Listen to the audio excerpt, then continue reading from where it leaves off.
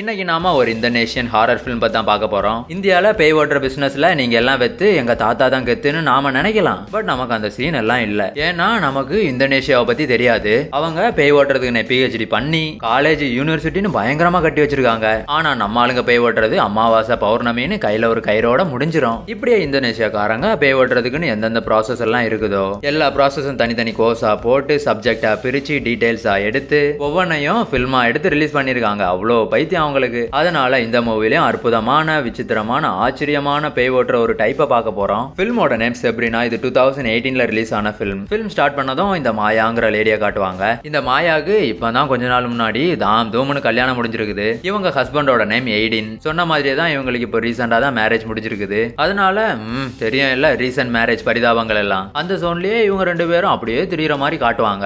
இப்ப இவங்களுக்கு வாணியாங்கிற ஒரு பொண்ணும் இருக்கிறா. டே என்னடா இது இப்பதான் கல்யாணம் முடிஞ்சிச்சுன்னு இந்த 7.5 சொல்லிச்சேன்னு என்ன சந்தேகப்படாதீங்க. அப்போ இவ்வளோ பெரிய குழந்தையான்னு அவங்கள சந்தேகப்படுறீங்க இல்ல? தப்புங்க, நல்ல கப்புல் அவங்க. இந்த வாணியா இவங்களோட குழந்தை கிடையாது. இந்த எய்டின் இருக்கிறாருல இவரோட பிரதரோட பொண்ணு. இந்த வாணியாவோட அப்பா அம்மா கொஞ்சம் மாசத்துக்கு முன்னாடி நடக்கக்கூடாத ஒரு விஷயம் நடந்து இறந்துட்டாங்க. அதனால வாணியா இவரோட பிரதரோட பொண்ணுங்கிறதுனால வாணியாவை இவங்க பாத்துக்கிறாங்க. இப்ப சும்மா சொல்லக்கூடாது, வாணியாவை இந்த கப்புல் ரொம்ப நல்லா பாத்துக்கிறாங்க. ஆனா வாணியா சின்ன குழந்தை இல்ல, அதனால அவளுக்கு எப்பவும் அவங்க அம்மா ஞாபகம் வந்துட்டே இருக்குது. இப்படி அந்த குழந்தைக்கு அவங்க அம்மா ஞாபகம் வர டைம் எல்லாம் அந்த குழந்தை இதை நினைச்சு ஃபீல் பண்ணிக்கிட்டே இருக்கும். இந்த எய்டின் பொம்மை ரெடி பண்ற ஒரு ஷாப் வச்சிருக்காரு. இவரு கொஞ்ச நாளுக்கு முன்னாடி ஒரு புது பொம்மையை ரெடி பண்ணி மார்க்கெட்ல சேல்ஸுக்காக ரிலீஸ் பண்ணாரு. அப்படி அவர் ரிலீஸ் பண்ண பொம்மை சிட்டி ஃபுல்லா ஃபேமஸ் ஆகி குழந்தைங்க எல்லாம் ஷாப்புக்கு முன்னாடி போய் எனக்கு வேணும், எனக்கு அதுதான் வேணும், வாங்கித்தாங்கன்னு வாங்கிக்கிட்டாங்க. தென் இப்ப இந்த எய்டின் ரீசன்ட் ஒய்ஃபுக்கு ரீசெண்டா மேரேஜ் ஆன மாயாக்காக அவரோட ஷாப்ல பண்ணதுலயே பெரிய பொம்மையா ஒண்ணு பண்ணி மார்க்கெட்ல ரிலீஸ் பண்ண முன்னாடி அதுல ஒரு பீஸா மாயாக்காக எடுத்துட்டு வர்றாரு. இதுதான் அது. எப்பா ஒரு வாட்டி இந்த பொம்மையை பாருங்க, மனுஷன் எவனாச்சும் இதை ரெடி பண்ணுவானா? சரி இவன் ஒரு மனுஷனே இல்லைன்னு வைப்போம். அம்மா எனக்கு இது அப்பா எனக்கு இதுன்னு எதுக்காக சின்ன குழந்தைங்க சண்டை போட்டு வாங்கணும்? இந்த பொம்மையை பார்த்தா பேய் கூட பேண்ட்ல உச்சா போற மாதிரி இருக்குது. ஒரு வாட்டி இப்படி யோசிங்க. நான் இப்ப சொல்றது கல்யாணம் ஆகாதவங்க வீட்டுல கல்யாணம் ஆகி ஒய்ஃப் இருந்தா அதுவே போதும். சரி இப்ப மேட்ருக்கு வரும். நல்லா தூங்கி எந்திரிச்சு கண்ணை திறந்து பாக்குறப்போ ஆப்போசிட்ல இந்த மாதிரி ஒரு பொம்மை இருந்துன்னு வச்சுக்கோங்க. தூக்கத்துல இருந்து கண்ணை திறந்தவங்க கூட மொத்தமா மூடிடுவான். இப்ப இதுல இன்னொரு சூப்பரான விஷயம் என்னன்னா, இப்ப இந்த மாயாவுக்கு அவங்க ஹஸ்பண்ட் கொடுத்த கிஃப்ட் சொல்ல முடியாத அளவுக்கு பிடிச்சு போச்சாமாம். 6:30க்கும் 8:30க்கும் பிறந்த 7:30. இப்ப இந்த சீனை நீங்களே பார்த்தா அவங்களுக்கே தெரியும். இந்த பொம்மைய அப்படி காட்டி இப்படி காட்டி புது புது ஆங்கிள் எல்லாம் காட்டுவாங்க. இப்படியே இவங்களோட ஆங்கிள் சீன் எல்லாம் கம்ப்ளீட் ஆகி நெக்ஸ்ட் சீன்ல வாணியா அவளோட ஸ்கூல்ல இருக்கிறா. அவ ஸ்கூல்லயும் இப்படியே கஷ்டப்பட்டுக்கிட்டே தான் தனியா அங்கேயும் எங்கேயும் தெரிஞ்சுக்கிட்டே இருக்கிறா. இப்போ இன்னும் தெரியறான் இல்ல போண்டா, என்னடா சின்ன பையனை இப்படி சொல்றான்னா உங்களுக்கே தெரியும். பாருங்க, இவன் லஞ்ச் பிரேக்ல கிரவுண்ட்ல உட்காந்து சார்லின்னு ஒரு கேம் விளையாடிட்டு இருக்கிறான். இந்த கேம் மூலமா பேய் எல்லாத்தையும் கூப்பிட முடியுமாமாம். இப்ப இந்த முட்டை போண்டா கேமை விளையாடி செத்து போன அவங்க ஆயாவை கூப்பிடுற ப்ராசஸ்ல இருக்கிறான். இவனுங்க வயசுல பாம்பு விளையாட்டு விளையாடவே எனக்கு பயம் வரும். ஆனா இப்ப எல்லாம் பேய் விளையாட்டு விளையாடி எடுத்துருது குட்டி சாத்தானுங்க. இப்போ இவன் இப்படி பண்றதெல்லாம் பார்த்து அங்க இருந்த குழந்தைங்க எல்லாம் அழுதுகிட்டே இருக்கிறாங்க. ஆனா இந்த வாணியா மட்டும் அவன் சொல்றது எல்லாத்தையும் கவனமா கவனிக்கிறா. அதோட இவளுக்கு அந்த கேம் மேலயும் பயங்கர இன்ட்ரெஸ்ட் வருது. இப்ப இவளை பார்த்த இந்த போண்டா வாணியாவை பக்கத்துல உட்கார வச்சு இதோ நான் இப்போ உங்களுக்கு எக்ஸ்பிளைன் பண்ணிட்டு இருக்கிறேன்.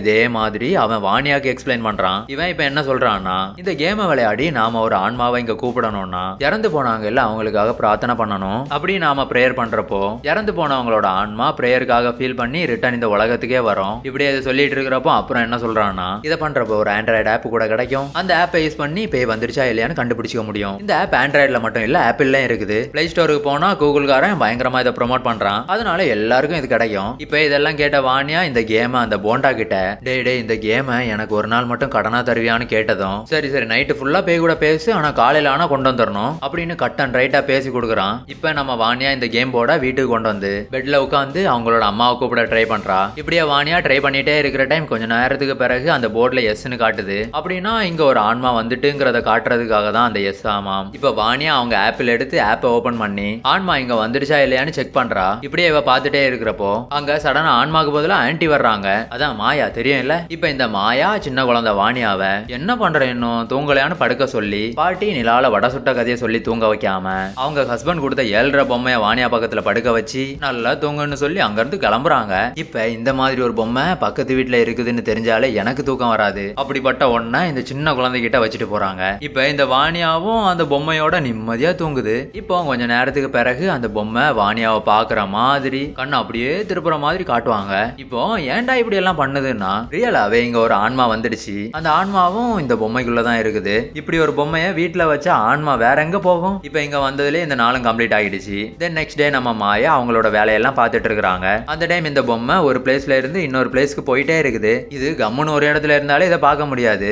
ஆனா இது இப்போ கண்ணாமூச்சி விளையாடி இன்னும் பயமுறுத்துது. தென் வாணியா இன்னைக்கு ஈவினிங் அந்த கூகுள் காரங்களோட ஆப் ஓபன் பண்ணி வீடு ஃபுல்லா சுத்திட்டே இருக்கிறா. அப்ப அந்த ஆப்ல வீட்டுக்குள்ள ஆன்மா இருக்கிற மாதிரி காட்டுது. அதனால வாணியா வீடு ஃபுல்லா செக் பண்றா. தென் செக் பண்ண பிறகுதான் இவளுக்கு தெரியுது அப்படி ஒண்ணுமே இல்லன்னு. அதே டைம் சடனா வாணியாவை பின்னாடியில இருந்து ஏதோ இழுக்குது. இப்ப வாணியா இதை பார்த்து பயந்து ஃபாஸ்டா ஓடி போய் அவங்களோட ஆண்டி கிட்ட இந்த விஷயத்தை எல்லாம் சொல்லுது. ஆண்டி எங்க அம்மாவோட ஆன்மா இப்ப பூமிக்கு வந்துடுச்சுன்னு. அதுக்கு ஆண்டி மாயா அப்படி எதுவும் இல்லைன்னு சொல்லி வாணியாவை படுக்க வைக்கிறாங்க. தென் நெக்ஸ்ட் டே நைட் மாயாவுக்கு வாணியாவோட அம்மா பியானோக்கு முன்னாடி உட்கார்ந்து வாசிச்சுட்டு இருக்கிற மாதிரி தெரியுது. இதை பார்த்த வாணியா இன்னும் கொஞ்சம் பக்கத்துல போய் பாக்குற டைம் வாணியாவோட அம்மா மாதிரி தெரிஞ்ச அந்த உருவம் டக்குன்னு கொடூரமா மாறி மாயாவை அட்டாக் பண்ணுது. இப்ப மாயா இதை பார்த்து பயந்து ஃபாஸ்ட் அங்க இருந்து ஓடுறாங்க. இப்படியே ஓடி லாஸ்டா ஒரு ரூமுக்குள்ள போயிட்டாங்க. இப்படியே இவங்க பயந்து ரூம்ல இருக்கிறப்போ அந்த ரூமுக்குள்ளேயே ஏதோ வித்தியாசமான சவுண்ட் எல்லாம் கேக்குது. என்ன சவுண்டுன்னு லைட்டை போட்டு பாக்குறாங்க. அடிக்கடி மூளை வேலை செய்யற எனக்கே இது பேயோட வேலைதான் புரிஞ்சிடுச்சு. இந்த மாயாவுக்கு இதுல பேயா இது வேறையான்னு டவுட் வேற. சரி அவங்களோட ஆசைப்படியே லைட் ஆன் பண்ணி பார்த்தா வேற என்ன பேய் தான் இருக்கும். இப்ப இந்த பேய் திரும்ப மாயாவை அட்டாக் பண்ணுது. இந்த டைம் மாயா பயங்கரமா சத்தம் போட்டு கத்துறாங்க. இப்ப இதை கேட்ட மாயாவோட ஹஸ்பண்ட் ஃபாஸ்டா இங்க வர்றாரு. இப்படி இவர் வந்ததை பார்த்ததும் அந்த பேய் ரெண்டு பேரையுமே அட்டாக் பண்ணுது. இப்ப இதெல்லாம் பார்த்தா இவங்க ரெண்டு பேரும் பயங்கரமா பயந்துட்டாங்க. இப்ப இவங்க ரெண்டு பேரும் லவ் பண்றவங்க வீட்டை விட்டு ஓடுற மாதிரி ஓடி போயிட்டே இருக்கிறாங்க. உண்மையாவே தான் ஓடி ஊரை விட்டு வெளியே வந்துட்டாங்க. இப்போ ஊரை விட்டு எதுக்காக இப்படி வெளியே வந்திருக்கிறாங்கன்னா இப்ப இவங்களோட வீட்டுல பேய் இருக்கிறது கன்ஃபார்ம் ஆயிடுச்சுல்ல. அதனால இந்த ஊருக்கு வெளியே தான் பேய் பிடிக்கிற பேட்ச் எல்லாம் இருக்கிறாங்க. அவங்கள பார்க்க தான் வந்திருக்கிறாங்க. அவங்க வேற யாரும் இல்ல, இவங்க தான் லாராவும் அவங்களோட ஹஸ்பண்டும். இவங்க பேராநார்மல் எக்ஸ்பர்ட்ஸ். இவங்க லாரா பயங்கரமா இருக்கிறாங்கல்ல பார்க்க. சரி இப்போ மாயாவும் அவங்களோட ஹஸ்பண்டும் லாராக்கும் லாராவோட ஹஸ்பண்டுக்கும் விஷயத்தை எல்லாத்தையும் சொல்றாங்க. இப்படி அவங்க கதையெல்லாம் கேட்டு முடிச்சதும் வண்டி எல்லாத்தையும் கட்டிக்கிட்டு மாயாவோட வீட்டுக்கு போறாங்க. அங்க எதுக்காகனா மாயாவோட வீட்டுல எல்லாம் பேய் இருக்குது. அதனால இப்படி எல்லாரும் வீட்டுக்கு வந்ததும் லாரா என்ன சொல்றாங்கன்னா சேம் இந்த சார்லி கேம் விளையாடி பூமிக்கு வந்த அந்த ஆன்மாவை திரும்ப அனுப்பி வைக்க முடியும் அப்படின்னு சொல்றாங்க. இப்ப இதுக்காக நம்ம லாரா நோட்ல படிச்ச மந்திரத்தை எல்லாத்தையும் கண்ணை மூடி சொல்ல தொடங்குறாங்க. அப்படி அவங்க சொல்லிட்டு இருக்கிற டைம் சடனா அந்த போர்டு தீப்பிடிச்சு எரியுது. அதே டைம் வீட்டுல இருக்கிற லைட் எல்லாம் ஆஃப் ஆகுது. இப்ப இந்த சின்ன குழந்தை வாணியா இருக்கிறா இல்ல அவளுக்குள்ள பேய் போகுது. அப்படி இந்த பேய் போனதும் வாணியாக்குள்ள இருக்கிற பேய் லாராவையும் ஹஸ்பண்டையும் அட்டாக் பண்ணுது. ஆனா இப்ப நம்ம அழகான லாரா பேய் பிடி மந்திரத்தை எல்லாம் யூஸ் பண்ணி அப்படியே அந்த வாணியா பாடிக்குள்ள இருக்கிற பேய வெளியே கொண்டு வர்ற மாதிரி பண்றாங்க. இப்ப இந்த வாணியா பாடிக்குள்ள இருந்து வெளியே வந்த பேய் அங்க இருக்கிற எல்லாரையும் அட்டாக் பண்ணுது. இப்ப நம்ம அழகான லாரா அதோட மந்திர சக்தி எல்லாம் யூஸ் பண்ணி அந்த பேயை அவங்க வீட்டுக்குள்ளே இருக்கிற மாதிரி பண்ணி பாவம் பேயை தனியா வீட்டுக்குள்ள விட்டுட்டு எல்லாம் வெளியே ஓடுன்னு ஓடி வந்துட்டாங்க. இப்ப இதே டைம் என்னோட ஃப்ரெண்டு மாதிரி அறிவில்லாத லாராவோட ஹஸ்பண்ட் அந்த வீட்டுக்குள்ள இருந்து அந்த பேய் பொம்மையை வெளியே எடுத்துட்டு வர்றாரு. எவனாவது இந்த டைம்ல அந்த பொம்மையை எப்படி எடுத்துட்டு வருவானுங்களா? இந்த மாதிரி சூழ்நிலையில நான் அந்த பேய் கூட போக சொன்னா கூட போவேன், இந்த பொம்மை கிட்ட போக மாட்டேன். இப்ப இந்த சீனை பார்த்ததுமே உங்களுக்கு புரிஞ்சிருக்கும் இல்ல, அந்த பேய் இந்த வீட்டுக்குள்ள இருந்து வெளியே போக முடியாதுன்னு தெரிஞ்சதும் அந்த பொம்மைக்குள்ள வந்துருச்சு. அப்படி அந்த பொம்மைக்குள்ள போன பேயை தான் இவரு தூக்கிட்டு வந்திருக்கிறாரு. இப்படி எல்லாரும் வெளியே வந்து நிக்கிற டைம் நம்ம லாரா சொல்றாங்க இந்த பேய் நம்ம வாணியாவோட அம்மா இல்ல, இது வேற ஒரு பயங்கரமான பேய், இது வரைக்கும் நான் பார்த்ததுலே இதான் ரொம்ப கொடூரமான பேய்னு சொல்றாங்க. இப்ப நம்ம அழகான லாரா இவங்களுக்கு இன்னொரு கதையை சொல்றாங்க. அது என்னன்னா நம்ம வாணியாவோட அப்பா அம்மாவையும் இந்த பேய் தான் கொன்னுச்சாமாம். இந்த பேயோட நேம் பாக்யா. இந்த பாக்யா பேய் நம்ம வாணியாவோட அப்பா அம்மாவை அட்டாக் பண்ண டைம் நம்ம லாரா தான் அங்கேயும் போய் இந்த பேயை ஸ்டாப் பண்ணி ரிட்டர்ன் வராத மாதிரி பண்ணிருக்காங்க.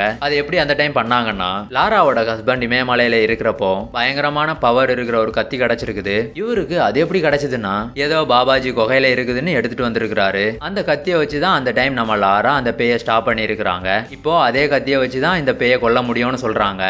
பாருங்க அப்போ கூட நம்ம லாரா கத்தி பிடிக்கிற ஸ்டைல. இப்ப நீங்க யோசிக்கலாம் அதான் அந்த பேயை அப்பவே அனுப்பி வச்சுட்டாங்க இல்ல, அது எப்படி திரும்ப வர முடியும்னா அப்ப அனுப்பி வச்சுட்டாங்க. பட் அந்த போண்டா கிட்ட இருந்து வாங்கின போர்டுனால வாணியா இந்த பேயை திரும்ப வர வச்சிருச்சு. ஓகே இப்போ பிரசன்ட்ல இந்த பேய் இந்த பொம்மைக்குள்ள தான் இருக்குது. தென் கொஞ்சம் டைமுக்கு பிறகு அந்த பேய் பொம்மைக்குள்ள இருந்து மாயாவோட பாடிக்குள்ள வருது. இப்ப அந்த பேய் மாயாவோட பாடிக்குள்ள இருக்கிறதால நம்ம லாராவை அட்டாக் பண்ணுது.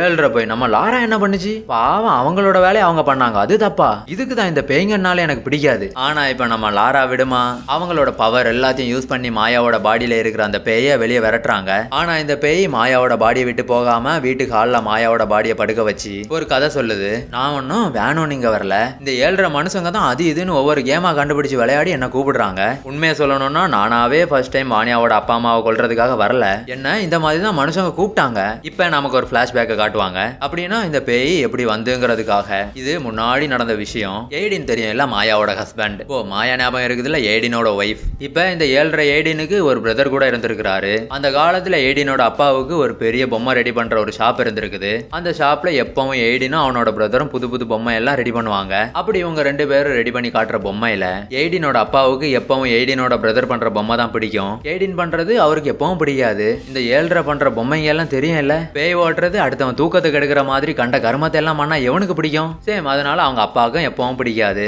இதனால எப்பவும் அவரு ஏடினோட பிரதர் பண்ற பொம்மையை மட்டும்தான் ப்ரிஃபர் பண்ணுவாரு. இப்ப இந்த விஷயம் ஏடினுக்கு பிடிக்காது. இப்படியே லைஃப் போயிட்டே இருக்கிறப்போ ஏடினோட அப்பா இறந்துட்டாரு. அவரு சாக முன்னாடியே ஒரு உயில் மாதிரி ஒண்ணு எழுதி வச்சிருக்காரு. அதுல அவரோட ப்ராப்பர்ட்டியில 60% ஏடினுக்கு எழுதி இருக்கிறாரு, பாக்கி 40% பிரதருக்காக எழுதி இருக்கிறாரு. இப்ப இதெல்லாம் தெரிஞ்ச பிரதருக்கு அந்த பக்கம் பயங்கரமா கோவம் வருது. இந்த பக்கம் ஏடின் ஒரு மந்திரவாதி கிட்ட போய் சூனியம் பண்ணலான்னு போறாரு. இந்த 7.5 ஆனா ஊனா இந்த மாதிரி பேய் பிடிக்காரனுங்களுக்கு கூட தெரியறனாலதான் இவன் பண்ற எல்லாமே கூட பேய்க்கு சம்பந்தமானதா இருக்குது போல. இப்ப இவர் இந்த மந்திரவாதி கிட்ட எதுக்காக வந்திருக்கிறாருன்னா, இந்த மந்திரவாதி கிட்ட சூனியம் மந்திரம் எதையாவது பண்ணி என்னோட பிரதரை கொல்லணும்னு சொல்றாரு.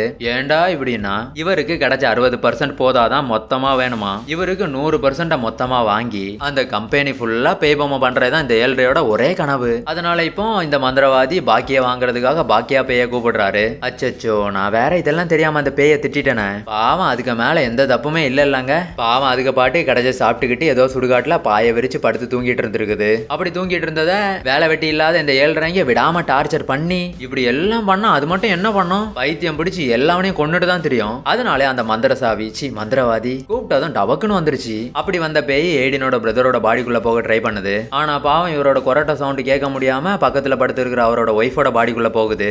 இப்ப இந்த ஃபேமிலியை தெரியும் இல்ல, இவங்க தான் நம்ம வாணியாவோட அப்பா அம்மா. இப்ப வாணியாவோட அம்மாவோட பாடிக்குள்ள இருக்கிற பேய் எல்லாருக்கும் தெரிஞ்சதும் இங்க நம்ம லாராவை பேய் ஓட்டுறதுக்காக கூப்பிடுறாங்க. நம்ம லாராவும் அவங்களோட பவர் எல்லாத்தையும் யூஸ் பண்ணி அந்த பேயை ஓட்டிட்டாங்க. ஆனா அந்த பேய் போக முன்னாடியே வாணியாவோட அப்பா அம்மாவை கொன்னுடுச்சு. இப்படி வாணியாவோட அப்பா அம்மா இறந்ததுக்கான ரீசன் இவர் தான், அதான் எய்டின். இப்ப இந்த ஸ்டோரி ஃபுல்லாத்தையுமே ஹால்ல படுத்துக்கிட்டே இந்த பேய் எக்ஸ்பிளைன் பண்ணிடுச்சு. இப்படி ஸ்டோரி கம்ப்ளீட் ஆனதும் பாக்கியா பேய் எதையோ தேடுது.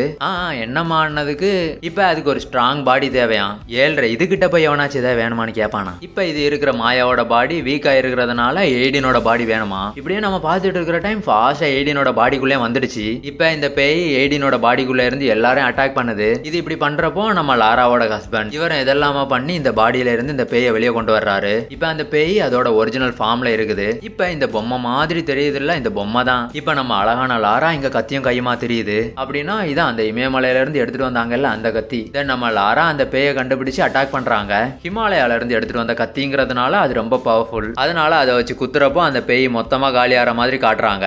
இப்போ இப்படி போயிடும். 2 நாள் கழிச்சு இப்படி ஏதாச்சும் 7.5 வேலை பண்ணி திரும்ப கூட்டிட்டு வருவானுங்க. இப்ப சீன் அங்க கட் பண்ணி நெக்ஸ்ட் சீன்ல போலீஸ் மாயாவோட வீட்டுக்கு வர்றாங்க. போலீஸ் எதுக்குன்னா இது எல்லாத்தையும் பண்ணது ஏடின் இல்ல, அதனால இதெல்லாம் விசாரிச்சு அவரை அரெஸ்ட் பண்ணி கூட்டிட்டு போறாங்க.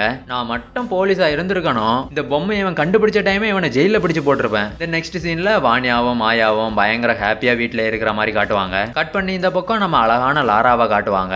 இப்போ நான் இப்படி லாராவை பார்த்துக்கிட்டே இருக்கிற டைம் லாராவுக்கு ஒரு ஃபோன் கால் வருது. அப்போ அந்த ஃபோன் கால்ல என்ன சொல்றாங்கன்னா, அந்த பொம்மை இருக்கிற இன்னொரு வீட்டுல சேம் இதே மாதிரி எல்லாம் நடக்கிறதா சொல்றாங்க. இப்ப இந்த பொம்மை இருக்கிற பிளேஸ்ல ரியலாவே பேய் வருதோ இல்லையோ, ஆனா இந்த பொம்மையை பார்த்தாலே பயம் மட்டும் வரும். இப்படி இருக்கிறப்போ எல்லா குட்டி சாத்தானுங்களும் அம்மா இதான் வேணும் இதான் வேணும்னு ஒரு அலப்பறைக்கு மட்டும் குறையே இல்ல. இப்ப இதனால நம்ம லாரா நெக்ஸ்ட் ப்ராஜெக்ட்டுக்கு ரெடி ஆகுறாங்க. சரி, இந்த பொம்மையினால சேல்ஸ் நல்லா நடந்துச்சு, நம்ம லாராக்கும் பிசினஸ் நல்லா நடக்குது, அதனால ஓகே ஹாப்பி தான். இதே சீன்லயே ஃபில்மும் எண்ட் ஆகுது. கண்டிப்பா இந்த ஃபில்மும் என்னோட எக்ஸ்பிளனேஷனும் எப்படி இருந்துச்சுன்னு சொல்லணும். ஓகே, இன்னைக்கு இவ்வளவுதான். தேங்க்யூ.